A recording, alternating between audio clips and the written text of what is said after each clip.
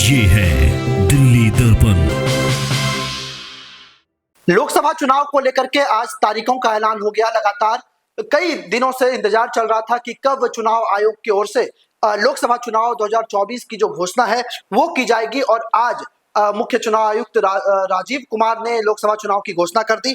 यहाँ आपको बता दें कि 19 अप्रैल को जो प्रथम चरण है इसमें 102 लोकसभा सीटों पर चुनाव होंगे। इसके अलावा 26 अप्रैल को दूसरा चरण होगा जिसमें 90 सीटों पर लोकसभा के चुनाव कराए जाएंगे। इसके अलावा 7 मई को तीसरा चरण जिसमें 94 सीट पर, 13 मई को चौथा चरण जिसमें 96 सीटों पर और 20 मई को पांचवा चरण जिसमें 49 सीट पर चुनाव की प्रक्रिया पूरी कराई जाएगी। इसके अलावा छठा चरण 25 मई और 1 जून को 7वां चरण होगा। अगर बात करें मतगणना की और चुनाव की जो घोषणा होगी कि आखिर कहां से कौन विजयी हुए, तो चुनाव की जो नतीजे होंगे उसकी घोषणा 4 जून को कर दी जाएगी। और इसी के साथ ही आज से आचार संहिता भी लागू हो गई, यानी कि अब जो है कोई बड़े फैसले नहीं हो पाएंगे या चुनावी में जिस तरीके से चुनाव माहौल में नेताओं के द्वारा ऐलान किया जाता था, पॉलिटिकल पार्टियां ऐलान करती थी, उस पर भी आज से रोक लगा दी गई है।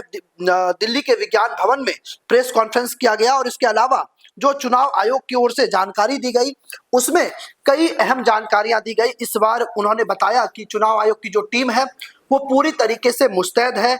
800 से अधिक डिस्ट्रिक्ट मजिस्ट्रेट और सीनियर सुपरिटेंडेंट ऑफ पुलिस के साथ उन्होंने बैठकें की थी और उसके बाद जो है चुनाव की घोषणा की गई। उन्होंने इस बार जो है चुनाव को पूरी तरीके से निष्पक्ष कराने पर भी बल दिया है। उन्होंने कहा है कि लगातार जो चुनाव होते हैं उसमें धनबल का उपयोग ना हो। इसके अलावा कई जगहों पर मतदाताओं को जो परेशान किया जाता था वो भी ना हो। इस बार अगर बात करें तो 97 करोड़ वोटर्स जो है अपने मताधिकार का प्रयोग करेंगे।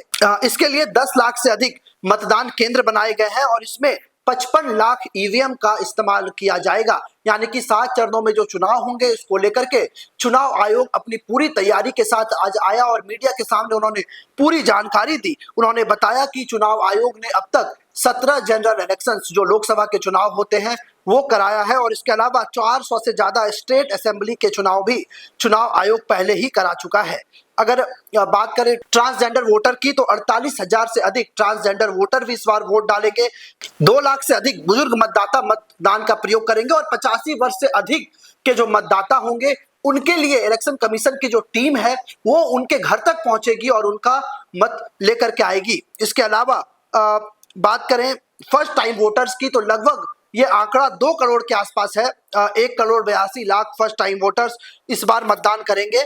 और इसी को लेकर के हम एक बार फिर से अपने जो दर्शक हैं उनको ये जानकारी दे दें कि 7 चरणों में इस बार लोकसभा के चुनाव होंगे। 543 सीटों पर लोकसभा के चुनाव होंगे जिसको लेकर के आज अधिसूचना जारी कर दी गई है। इसके अलावा जैसा कि बताया आपको कि जो फर्स्ट टाइम वोटर हैं वो 1.8 करोड़ हैं। इसके अलावा बात करें ऐसे वोटरों की जो पुरुष वोटर हैं उनकी संख्या 49.72 करोड़ है और महिला वोटर जो है 47.15 करोड़ हैं। और सबसे बड़ी बात जो आज प्रेस कॉन्फ्रेंस से निकल कर आई वो ये निकल कर आई कि चुनाव आयोग पूरी मुस्तैदी के साथ आया। 7 चरणों में जो चुनाव होंगे बकायदा सीट की भी घोषणा की गई कि पहले चरण में किन किन सीटों पर मतदान होंगे, दूसरे चरण में क्या होंगे। लेकिन इस बार जो है चुनाव की प्रक्रिया लंबी चली गई। जो 4 जून का जो मुकर्रर किया गया दिनांक कि उस दिन चुनाव के नतीजे आएंगे, इसको लेकर के भी अब जो है सवाल उठने लगे हैं कि इस बार जो है चुनाव की प्रक्रिया इतनी देरी से क्यों की गई। क्योंकि अगर बात करें लोकसभा की तो 16 जून को जो है 16 मई को यह कार्यकाल लोकसभा का खत्म हो जाएगा और उसके बाद 16 जून से लेकर के अगर बात करें सरकार बनने तक की तो कहीं ना कहीं 1 महीने से भी अधिक का समय इसमें लगता हुआ दिखाई दे रहा है। लेकिन 7 चरणों में जिस तरीके से लोकसभा के चुनाव होंगे उसका ऐलान भी आज हो गया और आज से ही आदर्श आचार संहिता भी लागू हो गई। यानी कि कई ऐसी जो रैलियां करेंगी पॉलिटिकल पार्टी उसमें आज के बाद वो कोई ऐसी घोषणाएं नहीं कर सकते हैं।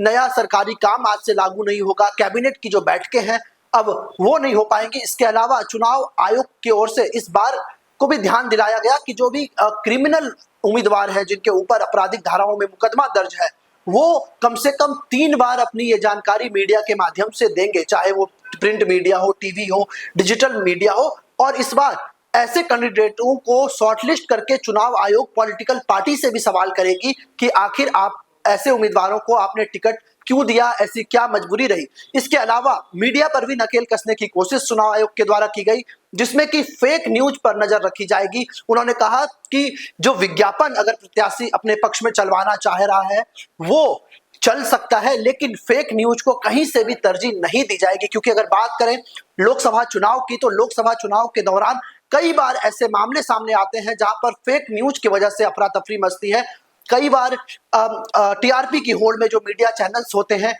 वो लगातार कई ऐसी खबरों को ब्रेक कर देते हैं जिससे कहीं ना कहीं जो समाज में समरसता की बातें होती हैं वो बिगड़ जाती है। कई जगहों पर वायलेंस की स्थिति उत्पन्न हो जाती है, क्योंकि जिस तरीके से मीडिया चौथा स्तंभ कहलाता है लोकतंत्र का, और लोकतंत्र के इस महापर्व में जब लोकसभा के चुनाव होने हैं और एक साथ 7 चरणों में ये चुनाव होंगे, उसमें कहीं ना कहीं मीडिया की भूमिका क्या होगी उस पर भी चुनाव आयोग ने आज अपनी बातों को रखा कि फेक न्यूज को कहीं से भी तरजीह नहीं दी जाएगी। इसके अलावा कई ऐसे वेबसाइट हैं, डिजिटल मीडिया है, उनके ऊपर भी चुनाव आयोग नजर रखेगा। चुनाव आयोग की जो आईटी सेल की टीम है वो ऐसे चैनल्स के ऊपर नजर रखेगी, और कहीं से भी किसी भी तरह की कोई गड़बड़ी दिखती है तो उसको या उस चैनल के खिलाफ तुरंत ही प्राथमिकी दर्ज की जाएगी। इसके अलावा जो बातें सामने निकल कर आई कि इस पूरे चुनाव को शांतिपूर्ण किस तरीके से कराया जाए, क्योंकि कई राज्यों में विधानसभा के चुनाव होने हैं, जिसमें अरुणाचल प्रदेश की अगर बात करें, जम्मू कश्मीर की बात करें,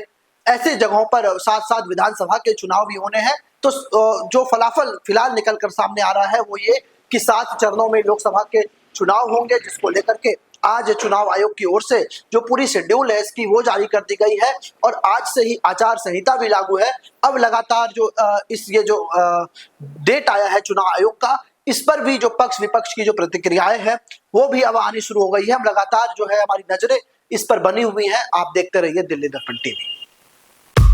लेटेस्ट खबरों के लिए सब्सक्राइब करें हमारा YouTube चैनल या फिर लॉग ऑन करें www.delhidarpantv.com। खबरों की कवरेज और विज्ञापनों के लिए संपर्क करें।